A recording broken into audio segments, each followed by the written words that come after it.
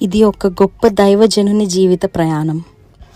1953 సంవత్సరంలో నర్సాపూర్ మండలం దర్బరేవు గ్రామంలో శ్రీ గంగరాజు గారు, శ్రీమతి శేషవేణి గార్ల దంపతులకు ఒక కుమారుడు జన్మించాడు. దేవుణ్ణి ఎరుగని కుటుంబంలో జన్మించిన ఆ బాలుడు తర్వాత వేలాది మందికి క్రీస్తుని పరిచయం చేసే దేవుని సేవకుడుగా రూపుదిద్దుకుంటాడని ఆ రోజు ఎవ్వరికీ తెలియదు. బాల్యం నుండి కుటుంబ సభ్యుల నీడలో ఎంతో గారాబంగా పెరిగిన ఆయన యవన ప్రాయం వచ్చినప్పటికీ కళ మీద ఉన్న ఆసక్తి మరియు కళాకారుల పట్ల ఉన్న ఆప్యాయతతో నాటక రంగంలో అడుగుపెట్టారు. తనలో ఉన్న సహజ కళ నైపుణ్యతతో అనేక వేదికలపై నటిస్తూ ఎంతో మందిని ఆకర్షించి ఒక గొప్ప కళాకారుడిగా మంచి గుర్తింపు పొందారు. గ్రామస్తులు, బంధువులు, స్నేహితులు ఆయన నటనని ఎంతో ప్రోత్సహించేవారు, ఆస్వాదించేవారు. ఆయన నర్సాపురం హై స్కూల్లో 7వ తరగతి వరకు చదువుకున్నారు. ఆ తర్వాత తన విద్యను అక్కడే ఆపేసి కళారంగంపై ఉన్న ఆసక్తి వల్ల పూర్తిగా నాటక రంగం వైపు మళ్ళీ తన ప్రతిభను అభివృద్ధి చేసుకున్నారు. నటనతో పాటు గ్రామంలో మంచి పేరు కలిగిన టైలర్గా అతను ఉంటూ ఎంతోమందికి తన టైలరింగ్ ద్వారా చక్కటి వస్త్రాలను ఆకర్షణమైన డిజైన్స్తో కుట్టి ఇవ్వడంలో ఆయన ప్రఖ్యాతిగాంచారు. ఇప్పటికీ చాలామంది అతని టైలరింగ్ని జ్ఞాపకం తెచ్చుకుంటున్నారు అంటే అతిశయోక్తి కాదు. ఆయన యవ్వన ప్రాయంలో స్నేహానికి ఎక్కువ ప్రాధాన్యత ఇచ్చేవారు. ఆ కాలంలో సాధారణమైన యవనస్తులు ఎలా లోక సంబంధమైన జీవితంలో మునిగిపోతారో ఆయన జీవితం కూడా అలానే సాగింది. వివాహానంతరం ఆయన జీవితంలో దేవుడు ఒక అద్భుతమైన మార్పును కలుగజేశాడు. ఆయన మొదటి వివాహం గద్దమ్మ గారితో జరిగింది.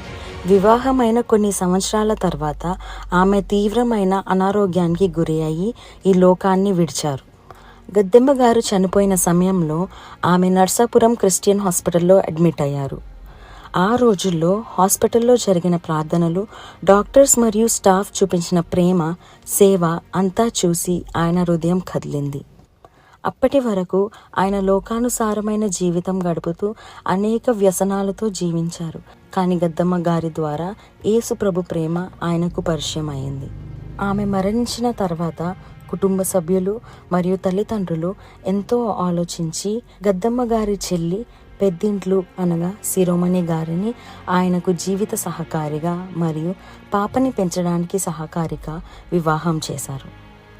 శిరోమణి గారు ఆయన జీవితంలో వచ్చిన తర్వాత ఆమె విశ్వాసం, ప్రార్థనా జీవితం మరియు క్రైస్తవ ప్రేమ ఆయనపై గొప్ప ప్రభావం చూపించాయి. దానివల్ల ఆయన యేసుక్రీస్తుని అంగీకరించి తన జీవితాన్ని ప్రభు సేవకు అంకితం చేశారు. సంఘంలో విశ్వాసగా బలపడిన తర్వాత ఆయన మొదటిగా దర్బరేవులో పొట్టి పాస్టర్ అని పిలువబడిన దేవుని సేవకుని దగ్గర, తర్వాత పాస్టర్ షడ్రక్ గారు, పాస్టర్ ఏలియా రాజ్ గారు మరియు పాస్టర్ జీజీ పీటర్ గారు లాంటి దేవుని సేవకుల సహవాసంలో శిష్యత్వం పొంది వారు ఆయనని సేవకు ఎంతో ప్రోత్సహించి సిద్ధపరిచారు. ఆ విధముగా సేవా పరిచర్యలో అడుగుపెట్టారు. సేవా పరిచర్యలో బిషప్ జోసెఫ్ రాజ్ గారి ద్వారా ఆయన కలిగించిన అవకాశం బట్టి వైజాగ్లో ఉన్న పరదేశపాలెంలో ఉన్నటువంటి UCIM యునైటెడ్ క్రిస్టియన్ ఇంటీరియర్ మినిస్ట్రీస్లో కేఆర్ సింగ్ గారి ఆధ్వర్యంలో చక్కటి వేదాంతి విద్యను అభ్యసించి ముగించుకొని వచ్చి చిట్టిపాలెం, మొగల్తూరులో ఉన్న గుంటపాలెం ప్రాంతంలో పరిచర్య చేస్తూ UCIM సంస్థ ద్వారా మరికొన్ని ప్రాంతాలకు వెళ్ళి సంఘాలను బలపరుస్తూ సేవకులను ప్రోత్సహిస్తూ బిషప్ జోసెఫ్ రాజ్ అయ్యగారితో పాటు తిరుగుతూ వారి దగ్గర నమ్మకమైనట్టి మంచి పనివారుగా ఉన్నారు.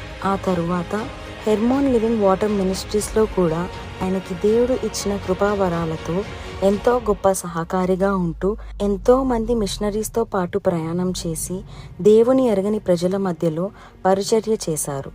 బిషప్ అయ్యగారి ద్వారా అనేక సంఘాలను స్థాపించడానికి ఆయన కూడా వాడబడ్డారు.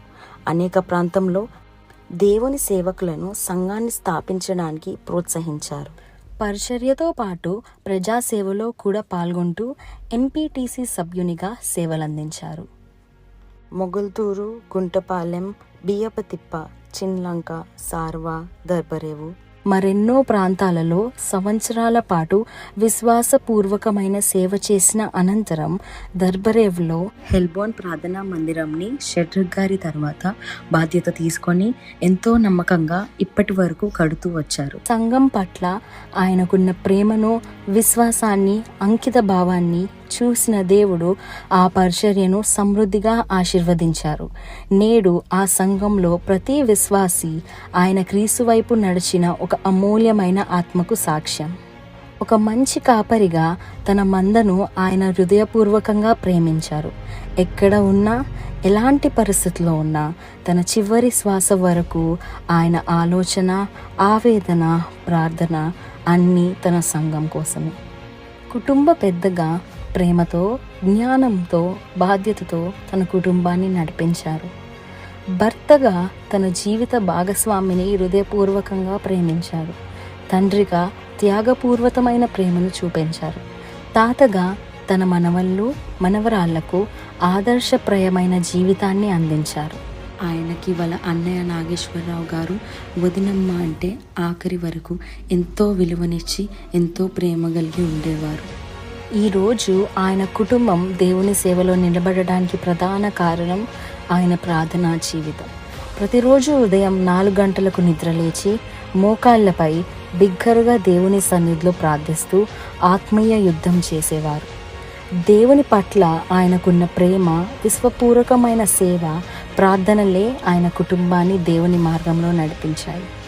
ఈరోజు ఆయన కుటుంబం అంతా దేవుని సేవలో సాగుతూ ఆయన ప్రార్థనలకు సజీవ సాక్షిగా నిలిచింది. నేను నా ఇంటివారు యెహోవాను సేవించెదం. యెహోషువ 24:15. దేవుడు తన వాగ్దానాన్ని కూడా నెరవేర్చాడు. నీవు నీ పిల్లల పిల్లలను చూచెదవు. కీర్తనలు 128:6. ఆయన తన పిల్లల పిల్లల్ని మాత్రమే కాదు, వారి పిల్లలను కూడా చూసే ఆశీర్వాదాన్ని పొందారు. ఈరోజు పరలోకంలో ఆనందం వెల్లివిరుస్తోంది. ఎందుకంటే దేవుని నమ్మకమైన సేవకుడు తన భూలోక పరుగు పందాన్ని ముగించి తన నిత్య నివాసానికి చేరుకున్నాడు. అక్కడ తన ప్రభువు నుండి ఈ మధురమైన మాటను వినుంటాడు. భలా నమ్మకమైన మంచి దాసుడా. ఆయన మరెవరో కాదు, రెవరెండ్ పాల్ రాజ్ మల్లాడి గారు. ఆయన జీవితం ఎంతోమంది దేవుని సేవకులకు ప్రోత్సాహంగా నిలిచింది. దేవుని సేవలో సమయమందున, అసమయమందున, ఏ పరిస్థితిలోనైనా విరామం లేకుండా నమ్మకంతో, యథార్థతతో, విశ్వాసంతో తన పరిచర్యను కొనసాగించారు. ఆయన జీవితం, సాక్ష్యం మరియు పరిచర్య అనేక మందికి ఆశీర్వాదముగా నిలిచింది. కుటుంబంగా మేము దేవునికి హృదయపూర్వక కృతజ్ఞతలు చెల్లిస్తున్నాము.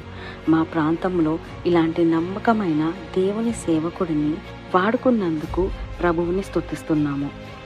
We praise and thank God for his life, his testimony and his faithful ministry. ఆయన మా హృదయంలో నిలిచే జ్ఞాపకం, ఎల్లప్పుడూ ప్రేమించబడే వ్యక్తి, ఎన్నటికీ మరువలేని దేవుని సేవకుడు.